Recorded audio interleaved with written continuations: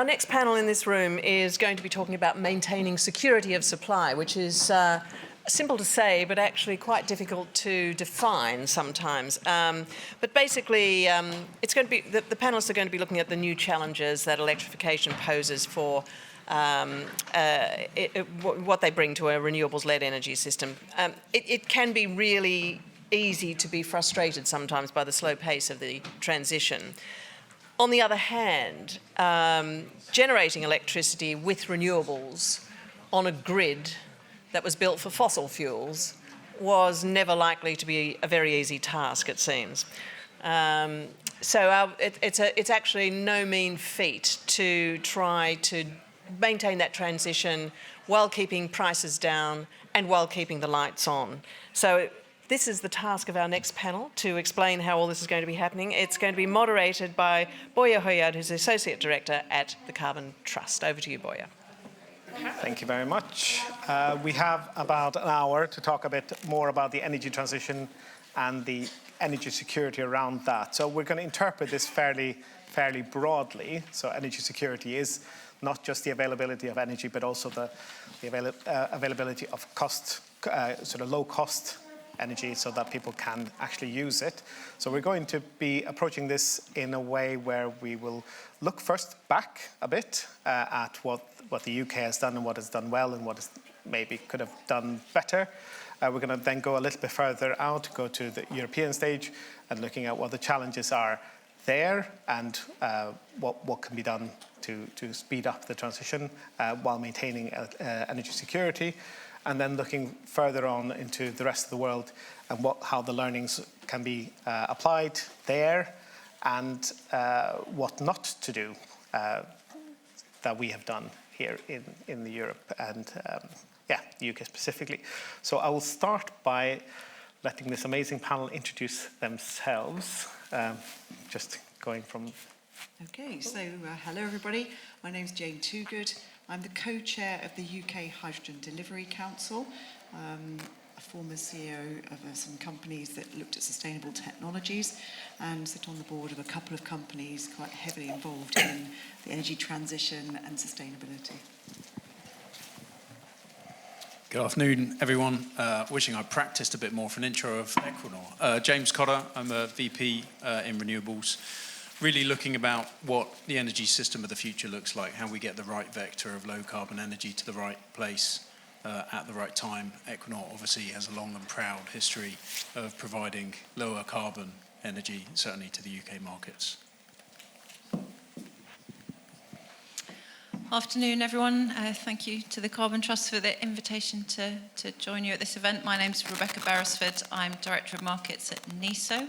So maybe some of you know exactly who NESO is, but for anyone who doesn't, NESO is the now 3-month-old national energy system operator in GB. So we are a fully state-owned entity now, but independent of government, with a number of responsibilities, as well as efficiently operating the GB electricity system, but also thinking about planning strategically for the future energy systems for electricity, but also beyond electricity, gas, hydrogen, CO2, etc.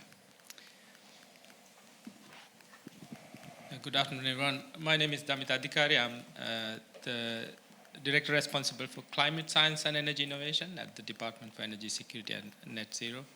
What it means is that we have in-house science and engineering capability for what is a highly technical policy area that the department is responsible for, as well as delivering UK's greenhouse gas emissions inventory, and in addition to that, looking after a policy related to innovation needs that we need for mitigation perspective when it comes to climate change. And that involves looking after about 25% of UK's investment, public investment in R&D. And hello, everyone. I'm Tim Stiven from the Crown Estate. The bit of my role that's I think most pertinent today is that I look after our critical national infrastructure subsea, so the transmission networks and the oil and gas pipes that connect us to our international markets and to our natural resources. And within that, I play a broader role of helping the Crown Estate work out how we connect our activities to the development of the wider energy system. And because we have got quite a broad audience today and probably something of an international flavour, just a few remarks, if I may, on the Crown Estate for anybody who isn't familiar. So we're an independent company. We like to say that we're a company for the nation. So we make a profit from our activities, but we return that to the Treasury for the public good. We've returned £4 billion over the last decade in that way. We have £16 billion asset value onshore, but we also manage the seabed around England, Wales and Northern Ireland, and particularly for offshore renewables. And we do that in a way to meet sort of 4 enterprise objectives that we define for ourselves and in partnership with government, and those are to support the country's journey to net zero, to help our natural environment, and particularly our marine environment, thrive, to support thriving communities in the places that we do our work, and to return a responsible profit to the nation. So thank you. Thank you very much. So I think it's fair to say, to start with, that the UK in particular has done a pretty decent job of reducing emissions while maintaining energy security. The cost of electricity is arguably quite high, but it could possibly have been higher if we didn't decarbonise as much as we have already. So asking the panel, so that each of you, looking back a couple of decades, what do you think have been the sort of the best things or things that we could have done better that have led us to this place where we're in a pretty decent state to get to 2030 clean power? So whoever wants to start. I'll go down the line again this time, only this time. So, look, I mean, the obvious one, offshore wind, is the obvious example that the UK did really well. Interested if anyone thinks any differently to that. Although what we didn't do with that was to get a supply chain that was in the UK, and so we didn't foster some of the industrial benefit, the employment that could have been so helpful as we look at our economy today. So that's an obvious good story. I mean, you could look back even further and say, well, actually, we've made transitions, significant transitions before. So when we moved, away from town gas to natural gas, a long time ago, this was a big transition, and it came with a huge amount of communication. And if I think about, what's going to come, communication is going to be a very, very important part of it. So I think there's a lot to be learned from history, not just the recent stories with offshore wind being the one that everybody talks about, but also looking back a bit further and thinking about some of those learnings from what happened at that time. I'll pass over some more comments. Yeah, the offshore wind, a very hobby subject. I guess I'll start. It's always climate's what you expect and weather's what you get, right? And I think that's the same with politics, and it's the same with regulation and policy. Policy really sets out where you think, or the flavour of what's going on. Then you've got the regulation, and that sets out the rules that you're working within. And then, unfortunately, you get the behaviours of all of the developers who are out there looking to understand how we can create business cases and businesses from that. And I think offshore wind was fantastic. Starting off with the RO, the renewable obligation, which was really for people that sold the power, had to offset a certain amount, which meant that we had utilities building large capital infrastructure, which they weren't normally used to doing. It was a little bit of a discovery for them. And the RO brought the industry together. And I think it was mentioned earlier with the Offshore Wind Accelerator was part of that. It was very much under the RO banner, which meant, if you had a project, it had consent, you had a grid connection, then effectively you got the RO, and that was your business case moving through. And that meant that there was a lot of collaboration, there was a lot of work with, investments to improve, cost reduction and the like. And very much for a number of reasons. The RO was good in some ways, obviously not so good in other ways, and I think we can see that when we have negative pricing. Projects with the RO are not as incentivised to react to the market as they necessarily could be, and it certainly provides a floor. We moved to the CFD, and the CFD is always, I think, important from a developer perspective. Can't talk from any other perspective. From a developer perspective, the CFD was all about these capitally intensive projects getting larger, not being able to fund them from balance sheet. Therefore, we need a much higher ability of certainty for our income, which allowed us to raise debt against the project. So effectively, the CFD really helped from a perspective of capital-like projects. Utilities don't tend to have a very strong balance sheet or on a buy-to-sell basis. So by enabling the CFD or the enabling CFD and then the enduring CFD came in, it allowed the same developers to move on to that next kind of stage. The downside was it became a competitive auction. And again, you get the rules, and the rules are to be competitive and to be better than the other person because you want to win your project and you want to get that to market. It meant actually we saw investment between projects and between developers really drop down. Everyone wanted to keep the innovations to themselves.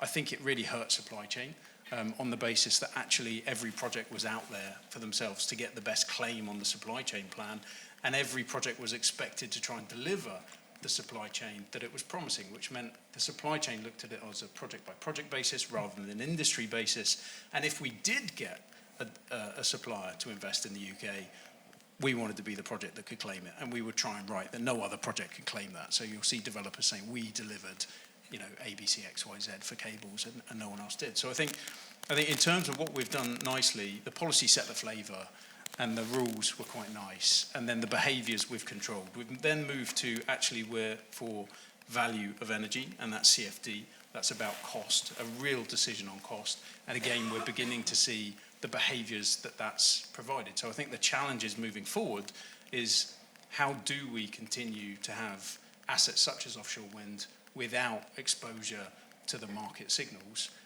but equally, how do we then keep the cost of that energy lower?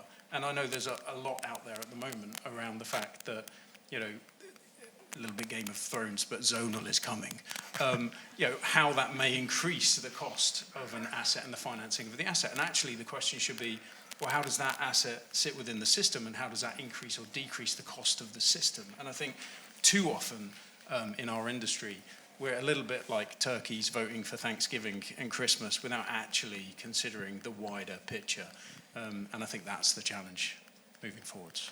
Well, I think just before you move on to that, so Chris Stark mentioned earlier today that there would be a surgery on the grid queue to remove projects. This does sound like a much more interventionist approach than the market. So could you also comment on that? Yes, of course I will. I'm really glad, actually, you've mentioned the things you've mentioned already in terms of success with offshore wind. I'd actually also say onshore wind. I mean, back in the early 2000s, I remember finding it incredibly exciting, because I am an energy geek, to be driving down to Cornwall and seeing some of what I knew were the first onshore wind farms starting to appear. And the rate with which the technology came on and the proliferation of the sites was really exciting and inspiring. And a lot of that came through the renewables obligation, as you say. Maybe something we haven't mentioned so far is how simultaneously we've managed to transition away from coal. Well, oil and coal, but we now in GB have no coal generators on our system. That is something that a couple of decades ago, I think a lot of us knew we were heading in that direction, but the path that we'd actually follow to get there wasn't clear. And that's come about through a number of specific sets of policy changes around environmental regulations. It was also a reflection of the age of the coal assets that we had on the system. But to now be in the situation where we are running a secure energy system, a reliable energy system without coal, is at least very unusual worldwide. And so I think, in addition to the steps forwards, huge steps forwards we've made in low carbon generation, to have simultaneously taken coal off the system warrants some recognition. I think what we maybe haven't done, though, and maybe that illustrates the point, is we haven't thought about things sort of end-to-end holistically. We've had policy interventions around getting off coal. We've had policy interventions around developing renewables in a more affordable way, or at least in a cost-efficient way.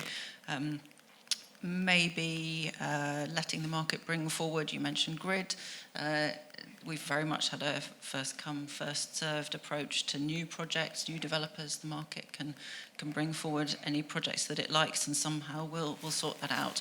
What I think we could all admit we haven't done is had a sort of end-to-end vision of the future energy system that we were aiming for, that went beyond the, oh, well, it will be decarbonised and it will still be completely secure and it won't be too expensive either. And what we're starting to see now, and actually I'm really excited that NESO, I think, is obvious demonstration of intent in that respect. We are starting to see, I'm not sure I would say interventionist, or you might hear centrally planned. These sound like they're not good things. I'm not sure I subscribe to that kind of language, but the idea that we are now, as GB at least, thinking about how to strategically plan our future energy system, both sort of spatially, actually bringing together what we need in terms of infrastructure, so electricity transmission, but also gas pipelines, actually thinking about the network we need, but also thinking about the assets that we need on the system. And when I say assets, yes, we've got the traditional generation assets, of which renewables are now definitely well-established technologies. We also have flexible assets, lots of batteries, increasingly, hopefully, longer duration energy storage, and then the consumer side, flexibility, and all of these capabilities and how they all work together to give us our decarbonised, secure future energy system. That's the exciting thing we can do in the next phase. Okay. Right. I'll try and answer the question in a slightly different way. Please. So we are now about 50% of the journey, carbon reduction from 1990 levels. And that has been arrived at fundamentally from a supply side perspective. And colleagues highlighted main sort of workhorses of how we got there. Coal phase out is one thing. Of course, transition was through gas first. We still rely on it. And then renewables coming in. Yes, offshore wind as well as onshore wind. If you look at current stats, the equal amount of capacity, so to speak, and long way to go. I think there is another aspect to that journey that we need to keep in mind. And early 2000s, the electricity system, because we are talking about electricity at the moment, not just wider energy. I think we were about 400 terawatt hours of demand or generation on the system. We are now just under 300 in terms of consumption. So let's say 25% or so reduction. And that also has helped us achieve the carbon situation that we have. And that demand reduction is fundamentally through technical advances and regulation. So the success is a combination of the right policies to incentivize new technologies to come through, supplemented by using technical advances in a judicious manner, and both needs to go hand in hand. And that is going to be quite important when we move into the next half of the decarbonisation challenge, which is fundamentally driven, which will have to be fundamentally driven using consumer engagement, not just a supply side solution. So I think those are the learnings for us from a fundamental perspective. The only other point I want to note is that we talked about offshore wind, onshore wind, and probably didn't mention solar, but we do have solar, and for the global journey, it's quite an important and probably the most important technology. And we now know the amount of battery as short-term storage, which we have on the system, and what the pipeline is. All those new technologies that we are relying on now are modular. And compared to the previous technologies that we relied on, which relies heavily on fossil fuels, which in essence is a storage technology, which we can store in various different ways and use when we need it. The technologies we are relying on are modular, and that has helped the rapid advances. And I think we have to capitalize on those aspects if we have to make a success of the second part of the journey. Okay. I think it's interesting to hear the offshore wind come out so early and quickly on the panel and in people's minds, and from the Crown Estate perspective, that obviously resonates. I think what have we done well in the UK? I think actually much of the panel have said this already, but just sort of my summary of that is that, you know, one of the key features of the UK market, I think, has been very strong coordination and quite clear-minded coordination between those that make the market, which government is one, Crown Estate is another for offshore wind. And we've evolved, I think, our market arrangements in a way that's sort of, with the pace of the technology and the capacity of the supply chain. And I think that sort of constant evolution is a good mindset. When it's tempting to think you need revolution, I think sort of constant but rapid evolution is a really important frame of mind for the future, and when we get on to questions about what the future might look like.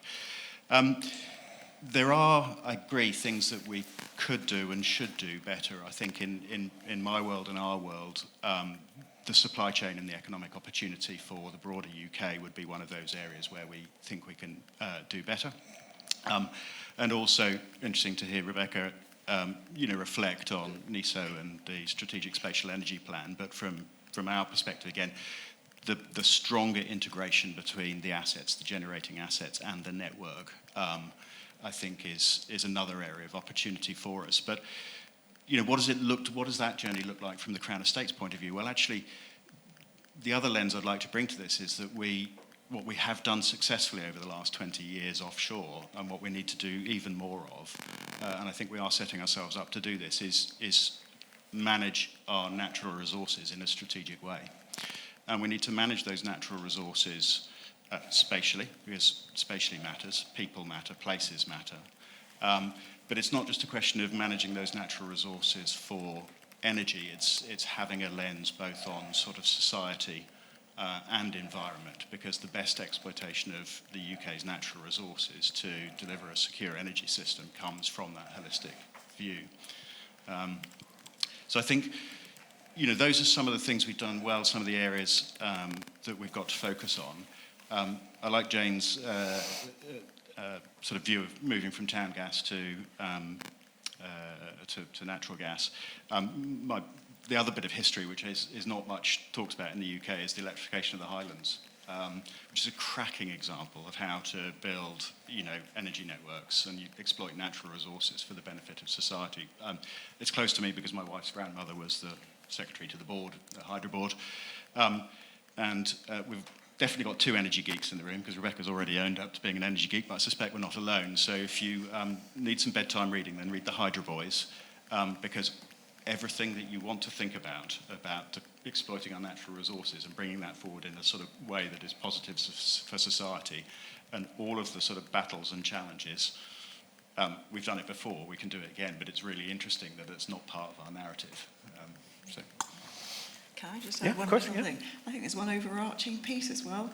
We are compelled to get to net zero by 2050, and that forces some of the strategic discussion, which is very difficult to have in a context where actually politics drives a different rhythm, a shorter term rhythm, and also in a world where actually shareholders also look at very short term returns as a general rule. That's a very generic statement, because there are those that don't, of course. But I think that's actually a very helpful, very broad, overarching context, which is forcing the agenda and forces things like the evolution of NESO. So it's positive to have that. So strong coordination and also cross-party support for generally for the move towards net zero. Although you could argue that, and I think it was you, Jim, that said it earlier on, that in a conversation we had earlier on, is that we, to some extent, it was almost by accident that we got the cheap gas, which then displaced coal. So it was decarbonisation by accident. But so there's a number of fortunate areas that came together alongside a well-coordinated, although it could be better coordinated system. Is that fair? Yeah, I think actually, if you go back through history, you'll find a lot of examples of where we played a blinder through no fault of our own. And that, I think, is going to be relevant for the energy system of the future. Yeah. And I think, actually, another kind of bugbear and outrageous kind of thing I have is I really don't like talking about net zero, because actually I think it's a wrong conversation. I think the conversation almost will get to net zero through the actions that we take in order to get a secure system that is renewables based, or the lower cost system. And I think, understanding how we use assets we've got, and looking at, I think, was it the IEA is 80% of prime energy, and then by 2050 it's 20% of the prime energy is from oil and gas. that's systemic change. Yeah. I mean, that's huge. And it's compelling to think, well, that's okay. The systems of today, if we persist the systems of today with a few tweaks, we're going to absolutely change the way that we power and use energy in our lives. That's not going to happen. Our relationship with energy is going to change. And we're seeing the starting of that. And I think to your point around planning and telling, my mum always said, if you're trying to tell someone what to do, say that you're curating them.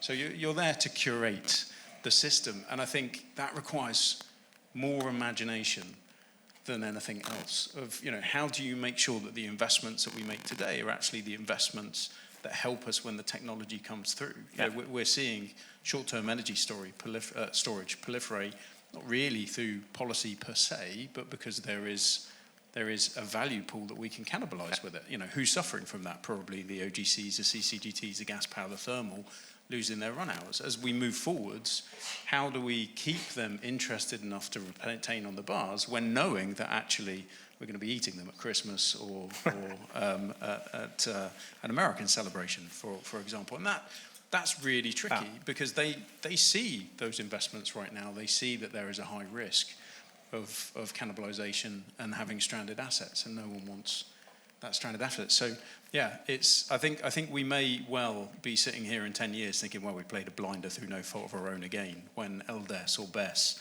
start to pick up more and more hours and we start to get to a net zero system. There's a luck is preparation meets opportunity, right? So it's this preparation, the coordination that then allows us to take advantage at the time, I suppose. But you've already sort of started looking a little bit forward on the challenges. So we are in a good position. We're half the way there, as Damitha said. So how do we get to the next half? What are the key challenges that you're seeing that are slowing down or can slow down the energy transition? So it has been mentioned a couple of times today, but the Trump sort of anti-transition approach is reflected elsewhere. You have AfD in Germany. You have others that I don't necessarily need to mention, but and then what you see then is leadership being sort of abrogated, and therefore other countries saying, well, if the US is not doing it, then we're not doing it. So how do you see, that's one challenge, but how do you see sort of the main challenges to maintaining momentum or accelerating it over the near future? So focusing on UK and Europe for now, but you can look further if you like. Anyone? Shall I start? And then Yeah. we can pitch in with your much more informative comments, I'm sure.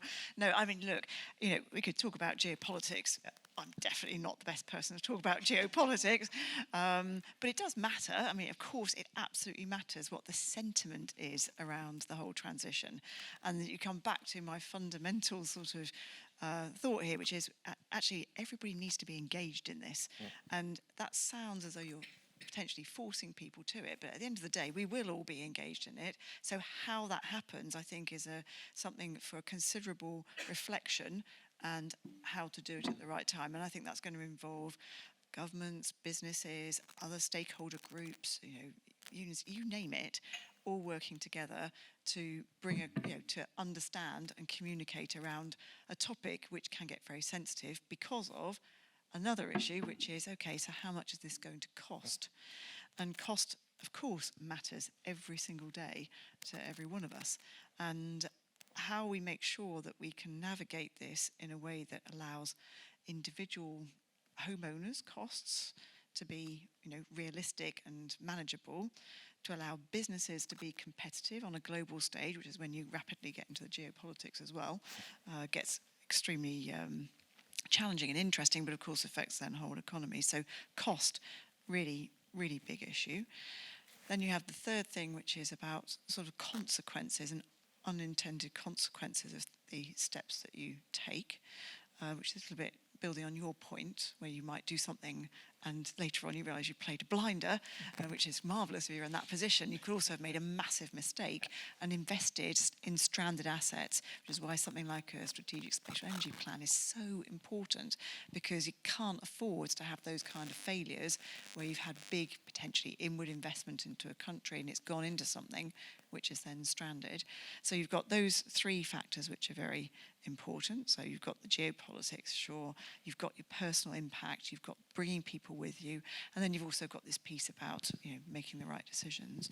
And I think at the end of the day, coming back to this cost, whatever you're doing, you have to put the financing behind it if you're going to be investing in some of these projects. And so I think one of the biggest hurdles that is there at the moment to some of this transition isn't necessarily technology, it's how to get the financing following where you strategically need to go.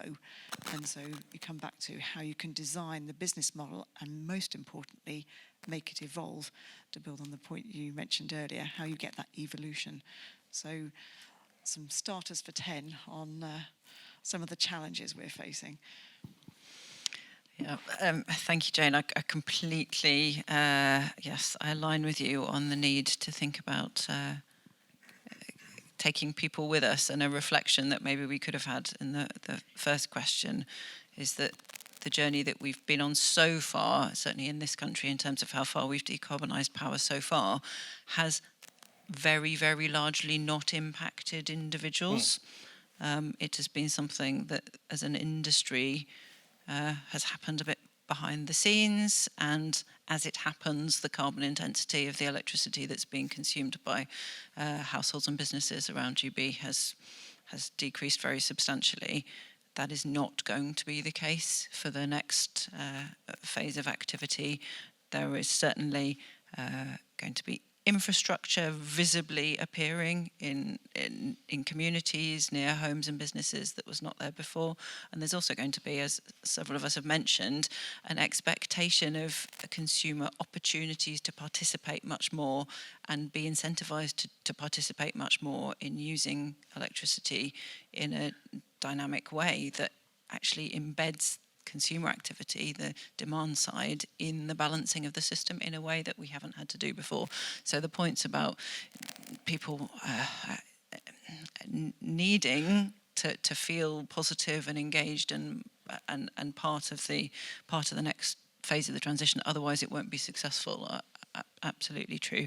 I thought maybe it might be worth me just taking the opportunity to say, I'm sure lots of you are very familiar with the Secretary of State in GB's Clean Power 2030 mission, but we are now in the position, in this country at least, where we have an extremely ambitious and challenging and very near deadline for achieving decarbonisation of the electricity system. And certainly we still have the net zero expectation behind that as well, but there's something really near now about needing to act very quickly in order to be able to achieve this government's ambition for Clean Power 2030. NESO completed some analysis at the back end of last year and submitted it as advice to the government, and I'm sure Chris Stark will have talked this morning about the Clean Power Action Plan that the government has now put out. The reflections from that assessment is that achieving 2030 decarbonisation is achievable, but it is extremely, extremely challenging. So my chief exec is on record many times, including on Panorama this week, saying that it's going to be it's going to require a Herculean effort. So I think that's the word of choice for how challenging it is going to be to achieve Clean Power 2030. But some of the things that I think go without saying, but just to state the blindingly obvious that are in there, it requires a massive increase in the rate of new energy asset building, both in terms of generation assets, storage assets, and grid infrastructure. It requires the surgery on the grid connection queue that Chris Stark mentioned earlier. It requires the supply chain and the skills pipeline that some of us have already picked up on. And what is striking is that all of these things need to happen in parallel. And so that is going to be completely impossible unless there is really successful collaboration and interaction across all aspects of the sector. It is certainly extremely challenging and will only be achieved with different ways of working ourselves as an industry as well. So just follow a little bit up on that. So in terms of the wider European context with increasing interconnection, you're mentioning a lot of investments needed and a lot of coordination needed. To what extent is it needed to coordinate with the rest of Europe in terms of or is this something that we can largely do on our own in the UK and then others follow? I'm sure others will have views on this one too. I mean, the nature of our electricity system, our energy system in general in this country, is that we are already interconnected to a material extent with other countries, and actually that's extremely positive. That gives us a level of resilience and energy security that would be much more challenging for us to achieve if we decided that was not part of our energy system. So I certainly think that there is a good case, a need for interconnection. I think, on the other hand, a lot of what the Secretary of State talks about in his Clean Power Mission is about the benefits of sovereignty, maybe a slightly loaded word, but self-sufficiency within GB and within UK. And I think that will be a decision for government in the end to decide to what extent the benefits of interconnection at the same time, if you were too heavily reliant on interconnection with other markets as your mechanism for achieving decarbonisation, then you would find it more challenging to achieve some of your other objectives around self-sufficiency. I want to just sort of unify a point Rebecca was making about Clean Power 2030 and Jane was making about sort of, I think, consensus, and you mentioned collaboration as well. If we look from the offshore perspective, Clean Power 2030 suggests we should be delivering up to sort of 43, I think it is, to 50-ish gigawatts of offshore wind from a position somewhere between 10 and 15 now in 5 years. And, the good news is that's in the pipeline, right? There are projects leased that could lead to delivery of that. But I think this comes back to the sort of consensus point as and this isn't all about the offshore, but I think the point of this story is that you could think about this being, about energy onshore or on land as well. But as we look at the UK's path to 2030, to get to net zero and have a thriving marine environment, we think that the use of seabed space over today has got to multiply by 10. Okay, that's a vast increase in the amount of the natural environment that we're using for sort of energy and nature. And to your point, huge infrastructure is going to arrive, with coastal communities, as was on Panorama, the bit just after Finton in the control room.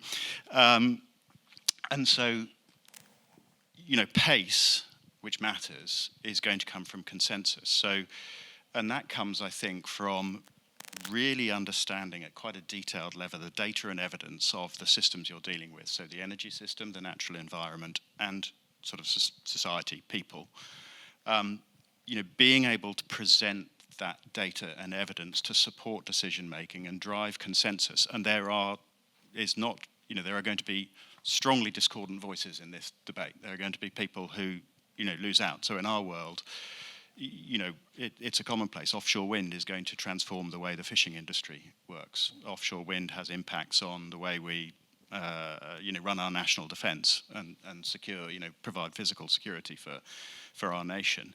The way that people live their lives on the coast in some areas is going to be totally transformed. And it's only through sort of bringing data and evidence together with about the benefits, about the issues, and about the opportunities that I think we can drive the decision making at the pace that we want to.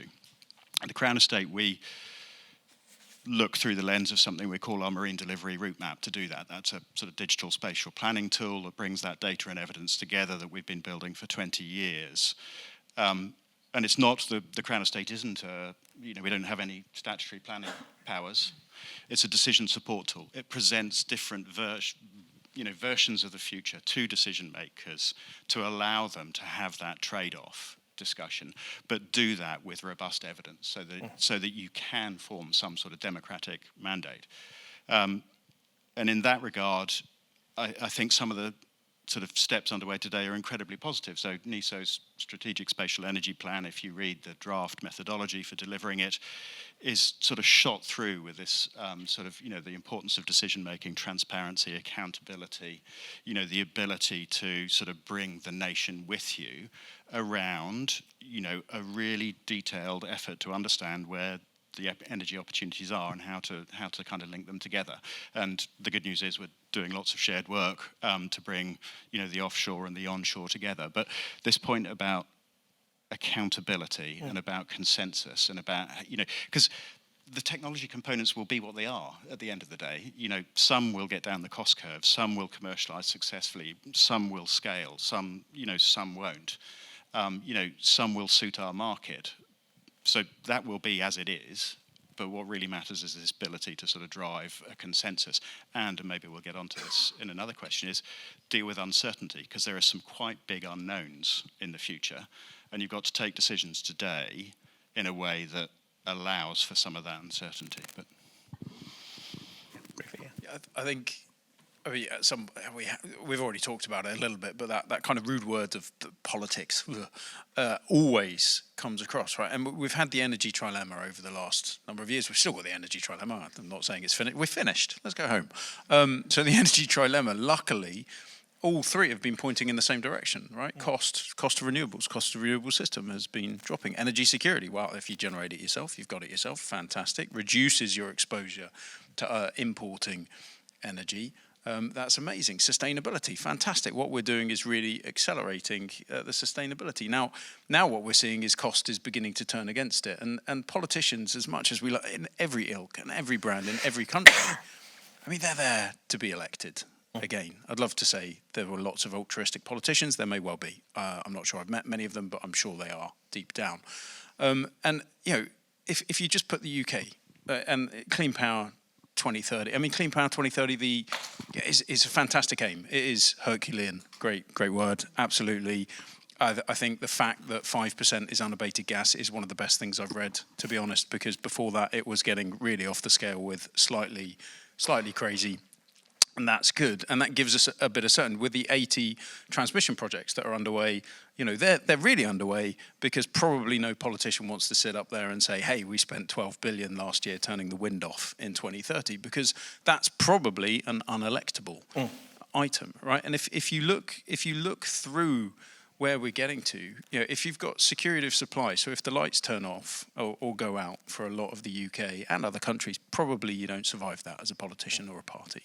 Right? If the cost increases to all of your consumers and all of your voters, you probably don't survive that. That's probably an end to that term. On the sustainability side, you can probably ride that out.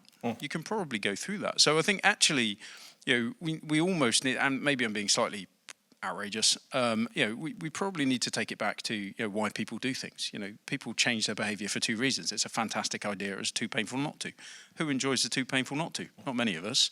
So it's how do we make it a fantastic idea in all the energy systems? How do we start to get the right level of investment in the assets we want for the system of the future, while we've got assets we need to retain on there for the system of the current, in a way that we can see value? Right, but by seeing value, you've got two choices. You can create forcefully, here's the subsidy, but then you're creating an imperfect market, which means actually the logical conclusion of the imperfect market that you potentially put in place gets you a totally different result, because a load of humans out there say, hey, I can see a loophole there, I can see value. So when we looked at the energy system and we looked at the Aurora and Baringa curves, we did a little bit of work and we said, well, what if CCUS isn't the big hit that we see? And people realise the detail. The devil's always depressingly in the detail.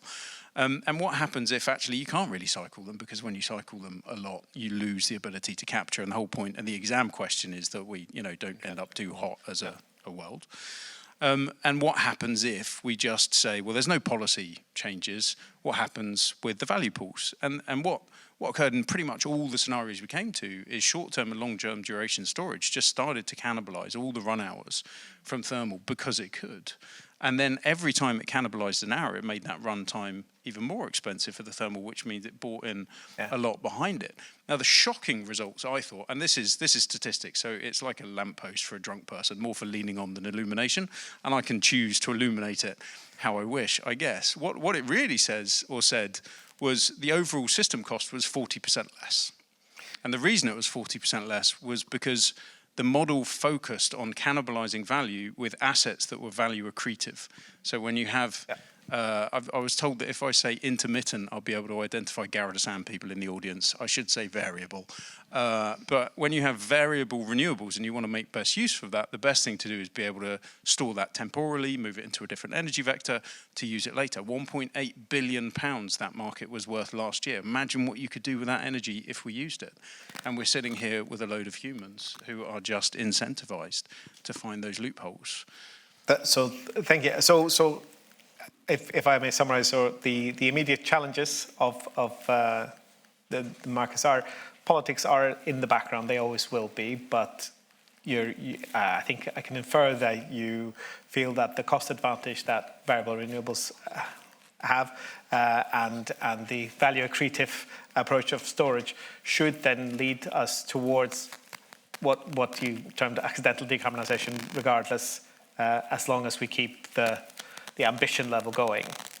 Yeah, absolutely. And very briefly, the US is a great example. I think Trump isn't a great fan of offshore wind. I'm not 100% sure. But what we did for the last 5 years was ensure that the jobs and the investment went to Republican states, because politicians are interested in jobs, investment, and now, in order to kill an offshore wind industry, if that was his wish, he's actually got to take jobs which are crystallized and investment away from Republican states. So a lot of this comes down to, why do people behave the way they behave? It's a fantastic idea. It's too painful not to. Thank you. So we're... Oh, yeah, please. Briefly come in, three things Briefly, very quickly. yeah. So going back to the question, challenges, one challenge and two things which are optimistic. I think the main challenge is the consumer side interventions. They are quite capital intensive. Finding an equitable way of making the society pay for themselves is the main challenge. I think globally as well as Europe, probably because we are ahead of the curve in terms of decarbonization.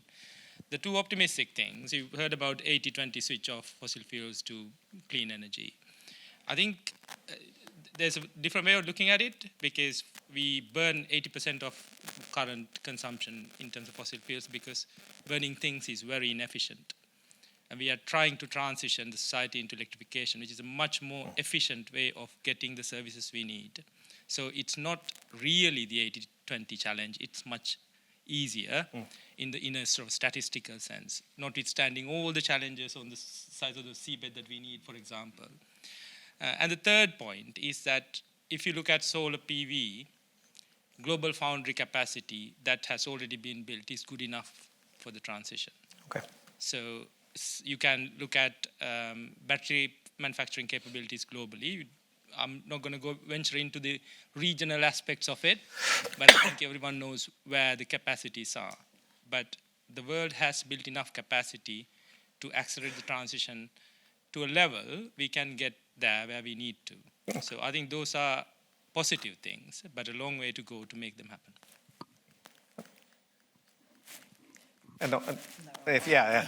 Just so that we have a little bit of time for the last point. So we've done well here. We can pat ourselves on the back to some extent. There are definitely gaps. There are definitely challenges. But what we do here, to take another film quote, what we do in life echoes in eternity. So what we do in Europe in terms of leading the way and showing that it can be done is then enabling others that are maybe not so far down the decarbonisation route or reduction in cost route to see that it's possible. So what do you see as the main sort of transferable ideas to developing countries, let's say countries that are maybe much less population dense, don't have enough as much capital? What do you see the main learnings from what we've done here and how we're meeting the challenges now? Briefly, please. For example, on networks. Well, maybe I should just start by saying some speakers on the stage already today have been really helpful in illuminating very different contexts in different markets. So I think maybe one thing we need to remember to be is humble and not necessarily think we have all the answers from our markets that are completely transferable elsewhere. I was just going to at least mention that one dimension that is very close to home for NESO is about the actual operation of the electricity system.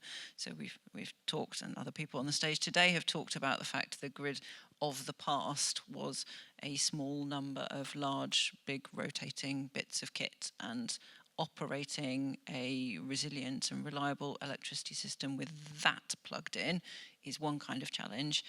Here we are well down the path of working out how to operate and optimize a system in real time that has a lot of distributed, diverse energy resources connected to the system. So from a system operation perspective, certainly the ESO before NESO and now NESO, one of the things that we do quite a lot is work with system operators from around the world whose energy grids are in all different kinds of stages of transition or maturity or otherwise, and actually try and share some of the learnings that we've had about how, in practice, to operate a system with very different kinds of assets connected. Thank you. Especially for countries who are catching up, and we heard about Africa, and more than 50% of the people do not have access to electricity, for example. I think opportunities lie for them. Fundamentally, in your question, this metric of security of supply, what does it mean? Yeah. Do we have to have such a stringent security of supply standard for some of those countries who will have the opportunity to leapfrog and adopt new technologies? And they might be in with a good chance of moving away from conventional way of measuring security of supply, but getting the energy they need in a slightly different way. Okay. I'll just offer one very short comment, which is risk. Okay, so I think when all these investments have to happen, there's always the risk question, and so finding ways. And I think this is completely different. I totally agree. It's dependent on what the individual situation is, but finding ways to finance some of this is a really big unlock. And so finding ways that the banks can work together to make it, through altruistic, it's never completely altruistic, but nonetheless, finding creative ways to have the right sort of stakeholders work together to finance, be they distributed networks or whatever, is extremely important, and the work that goes on there will be a big underpin for some of this. Yeah, not too much to add around the context. Recognise what people can learn, and I think a lot of the time where you see people doing something and copying someone, they fail to take the context with the drivers of why they've made that decision, right? So, offshore wind, terrible power station in comparison with a rotating piece of plant and equipment. Just because you can hit a nail into a piece of wood with a spanner doesn't make it a crap hammer. You're just not using it to its full potential. So, I think having that context and then understanding the system they want to get to, and not copying for copying's sake. Who wants a 1,000-page grid code compliance Bible when actually you could probably rewrite it in 70 and start the addendums again? All about what they're trying to achieve, the context and the system they want, because that system will provide the value, and that makes it much more investable. If you're a bit confused where the system value is, it's really hard to unlock value, unlock investment. So starting with the end in mind and leveraging the way that it can be resolved and assisting as needed, altruistically, ideally. That's unfortunately all the time we have. 8 seconds, according to the clock. So I would like to take the opportunity to thank the panel and